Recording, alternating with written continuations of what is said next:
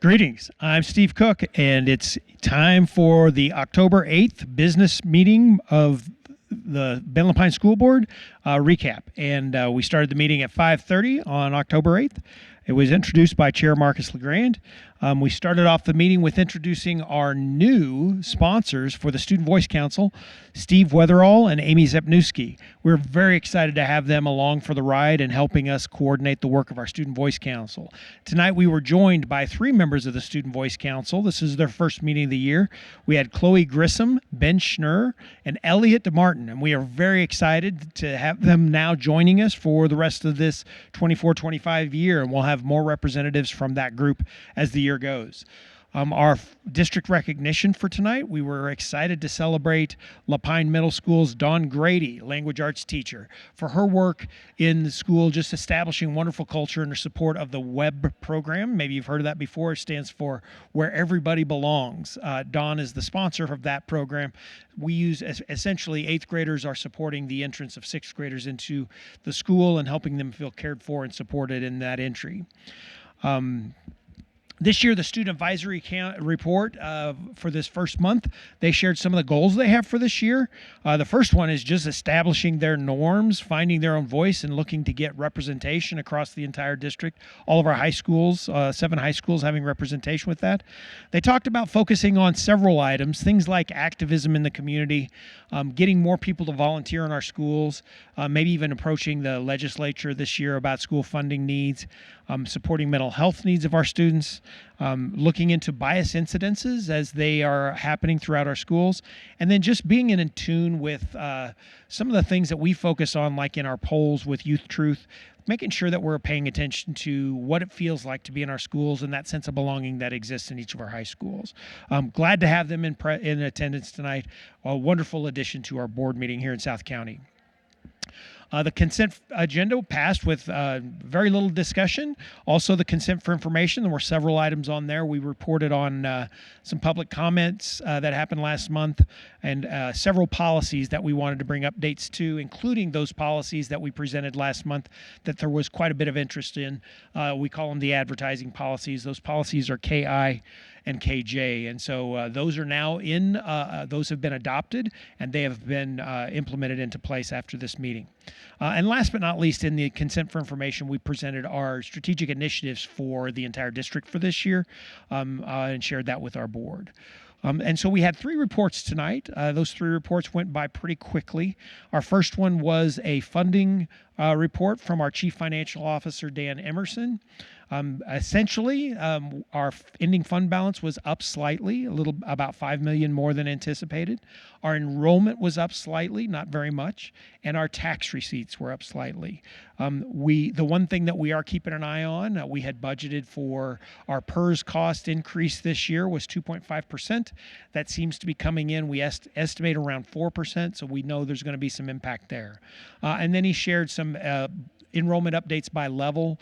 One thing that continues to hound many districts across the state and the country, enrollment in elementary schools is down, primarily focused at kindergarten. We're down 132 kids overall in the elementary schools. The majority of those are missing students from from kindergarten. We're up 69 students in our 7 middle schools, and we're up 260 students in our high schools. And so interesting dynamics with our enrollment right now as we just pass our October 1 date. The second report we had was from our Deputy Superintendent, Dr. Lisa Burke, giving our update on the Division 22 assurances, which, as you know, we are required by law to report on every year and have the board aware of those reports. This year we had, out of the 58 possible things we report on, we only had 1 that we had to declare that we were going to take some corrective action on, and that was specific to our local performance assessments, specific to grades 3 through 8, and we will be working on that this year to get in alignment, and that corrective action will be modified and fixed by the 25-26 school year. So look for more information as we go through that. And then the highlight of our meeting most certainly was the South County update. The director of South County and also principal of Lapine High School, Scott Olszewski, gave a wonderful report over the going-ons of all of our schools in South County. Three Rivers Elementary and Middle School, Lapine Elementary School, Roslyn Elementary School, Lapine Middle, and Lapine High School, all doing wonderful things that align to the work that we're doing in the district right now to ensure that students and staff are thriving across the district. That report was well engaged and paid a lot of questions were asked about the success and how things are going in South County. And I would just have to call out directly that it feels really good to be in our South County schools right now, thanks to the wonderful work of our administrators and our teachers who are really dedicated to keeping our schools effective and working on the culture across those schools. After that, we had one action item. A very simple action item was to narrow the members of folks who have applied to be in Zone 6, the board member seat vacancy. We had 7 applicants, I believe, if I'm not mistaken. The board narrowed that down to 3 tonight in their action item to interview 3 folks, and those are Brandy Berlin, Jen Lynch, and Ross Tomlin. Those are the 3 finalists for that position, and look for further action in our November meeting. And then I did the superintendent's report, just 3 quick items on that. We are starting up our advisory groups, and we are sending out invitations for folks to join those. We have administrative advisory, certified teacher advisory, classified staff advisory, and confidential staff advisory.